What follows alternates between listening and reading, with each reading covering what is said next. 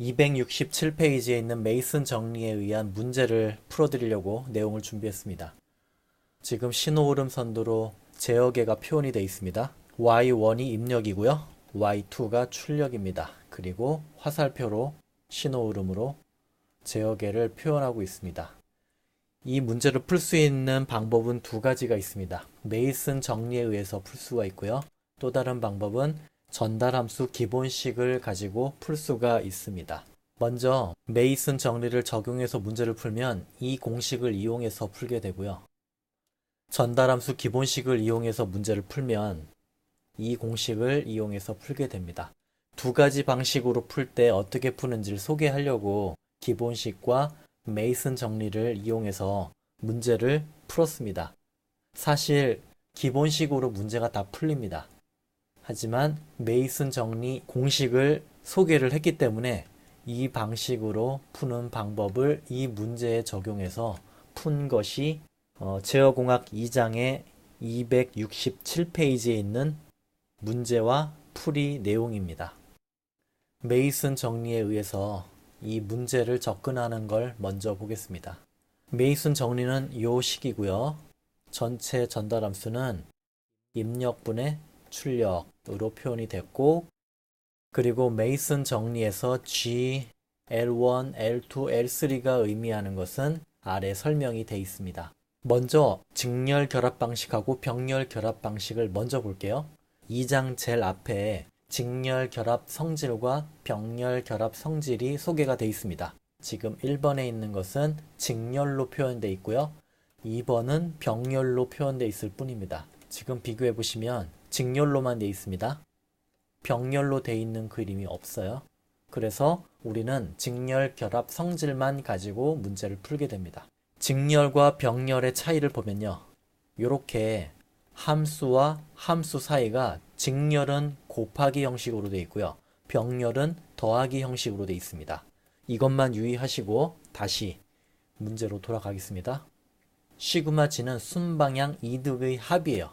이 얘기는 순방향이라고 하는 건 y1부터 y2까지 한번 쭉 간 게 순방향이에요. 그리고 여기서 합이라고 하는 말은요. 이런 순방향 말고 또 다른 순방향이 있을 때 방금 전 순방향과 나중에 얘기한 순방향을 더하라는 얘기예요. 순방향이 하나 있죠. 이거는 더하기 이전에 방금 전에 직렬 결합 성질에서 봤듯이 직렬로 돼 있기 때문에 기본적으로 곱해야 됩니다. 그 다음 루프 순방향 경로와 만나지 않는 피드백 전달함수. 여기서 말하는 피드백 전달함수는요. 순방향하고 겹치지가 않아야 돼요. 순방향과 겹치지 않아야 되는데 3개 피드백 이렇게 3개는 순방향하고 겹치잖아요. 이렇게 겹치죠. 얘도 겹칩니다. 그러니까 지금 여기서는 순방향 경로와 만나지 않는 피드백 전달함수는 없는 겁니다. 그러면 어떤 게 피드백 전달함수입니까? 이 루프에서 이렇게 돼야 돼요. 원처럼 돼야 돼요. 원처럼 돼 있으면 이거는 사실상 만나지 않는다고 봐야 됩니다. 그 다음 L1, L2, L3는요. 뒤에서 풀어가면서 설명하겠습니다. 먼저 순방향 이득의 합입니다. 자, 여기서 얘기하는 순방향은 Y1에서 Y2까지 한번 쭉 단방향, 일방향으로 가야 돼요. 그리고 가는 동안 직렬로 접속된 부분은 곱하기를 해야 됩니다. 여기서 반복되는 건 1하고 A가 있는데 곱하면 1은 어차피 생략이 되니까 실질적으로 우리가 쓸 수 있는 부분은 A밖에 없습니다. 그러면 순방향 Y1에서 Y2까지 쭉 A가 3개가 있어요. 그래서 A 곱하기 A로 표현된 게 순방향 이득의 합 시그마 G 값입니다. 그러니까 A 세제곱이 되는 거죠. 만약에 순방향이 또 다른 게 있었다고 쳐요. 지금 이거 말고 또 다른 뭐 이렇게 간다든가 아니면 이렇게 갔다가 여기서 다른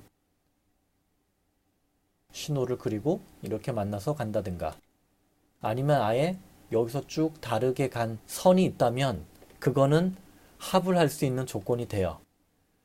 그런데 이 그림에서는 단방향 선이 하나밖에 없어요. 그러니까 요런 합을 할 수가 없어요. 지금 이렇게 합을 할 수 있는 조건이 해당이 안 됩니다. 시그마 g 값이 a 세제곱이 됐습니다. 다음 루프를 보겠습니다. 순방향 경로와 만나지 않는 피드백 전달 함수예요.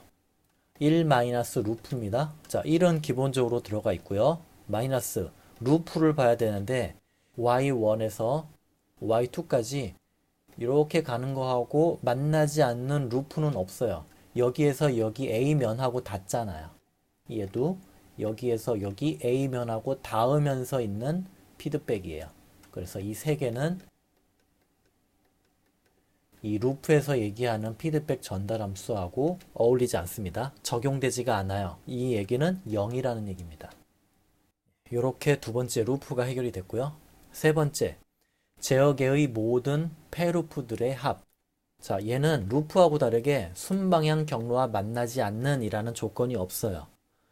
제어계에서 제어계는 y1에서 y2로 끝나는 중간에 있는 모든 패루프들을 합하래요. 그러면 요거 세 개죠. 이렇게 세 개입니다. 패루프가 A하고 B가 있고요. 만약에 이 중간에 전달함수가 들어가 있었다면 이거는 병렬 결합이 됩니다. 하지만 얘는 A하고 A 중간에 아무런 전달함수가 없어요. 사실상 직렬 결합 성질하고 비슷해요. 때문에 A하고 B를 곱해야 됩니다. 그래서 이렇게 A, B 곱하기 꼴로 얘를 표현한 겁니다. 그리고 또 두 번째 있는 것도 앞에 있는 거랑 마찬가지죠. A하고 B 곱하고요. 그리고 세 번째 있는 A하고 B도 곱합니다. 자, 이런 패루프 세 개가 나온 것들을 합하라고 되어 있습니다. 합하면 되죠. 그러면 결과는 A, B 세 개를 합하니까 3AB가 되죠. 3AB를 공식에 갖다 넣습니다. L1 자리에다가 3AB 넣었고요. 다음 L2 값을 보겠습니다. L2 값은 여기서 총 3개가 나와요.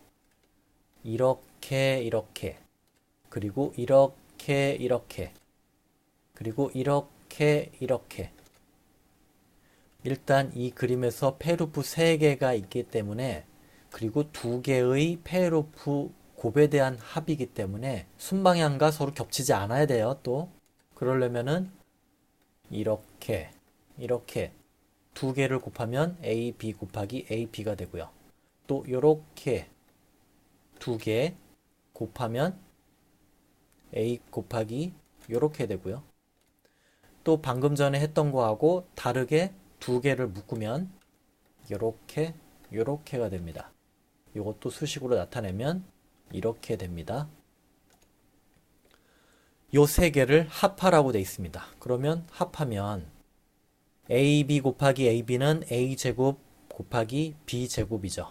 똑같은 게 3개가 있으니까 3A제곱 B제곱 이렇게 되겠죠.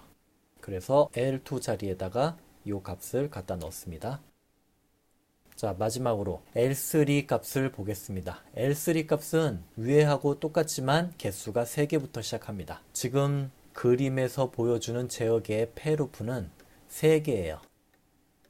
그래서 3개를 위와 같이 한번 연산하면 더 할 게 없어요. 만약에 4개가 있었다면, 패루프 4개가 있었다면 그때는 조합이 복잡하게 구성이 되고 그 복잡한 서로의 구성을 더하게 될 텐데, 지금 딱 3개니까는 한 번 곱하면 끝이에요. 이렇게 AB 여기 있고요. AB 여기 있고요. AB 이렇게 있고요. 이 3개를 다 곱해야 됩니다. 정리를 하면 A 세제곱 B 세제곱으로 결과가 나옵니다. 요거를 L3 자리에다가 넣어주면 됩니다. 그러면 메이슨 정리에 의한 공식을 다 풀었고요.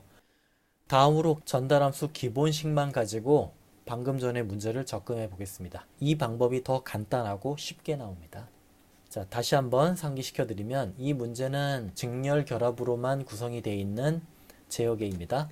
직렬은 직렬에 엮여 있는 각각의 전달함수를 곱하기 꼴로 나타냅니다. 자, 그렇게 보면은 세 개의 전달함수 각각에 대해서 각각 전달함수를 구하면 됩니다. 먼저 첫 번째에 있는 네모의 전달함수는 기본 공식이 1- 피드백분의 순방향 전달함수이니까 1- 피드백이죠. 이 그림에서 이 첫 번째 피드백에서 A하고 B가 피드백 부분입니다. 그래서 A, B 곱한 꼴로 분모에 나타냈고요. 그 다음에 순방향은 A밖에 없죠.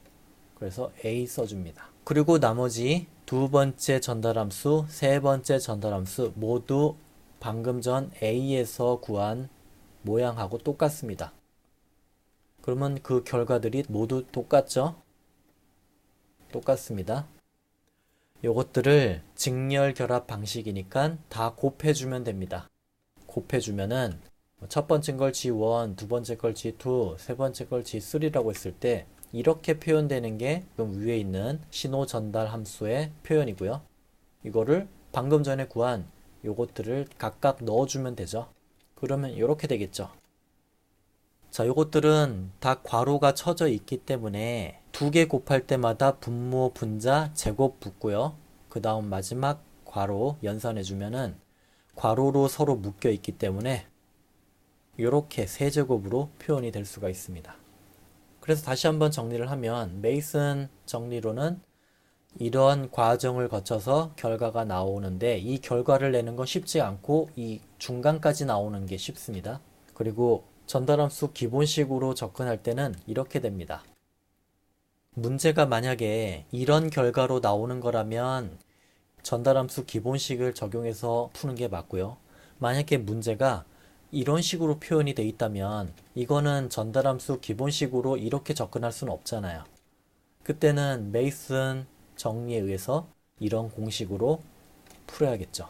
하지만 지금 문제는 결과만 내라고 한 거니까 전달함수 기본식 얘를 이용해서 접근하는 게 더 빠르고 쉬운 방법이었습니다. 어쨌든 결과는 똑같습니다.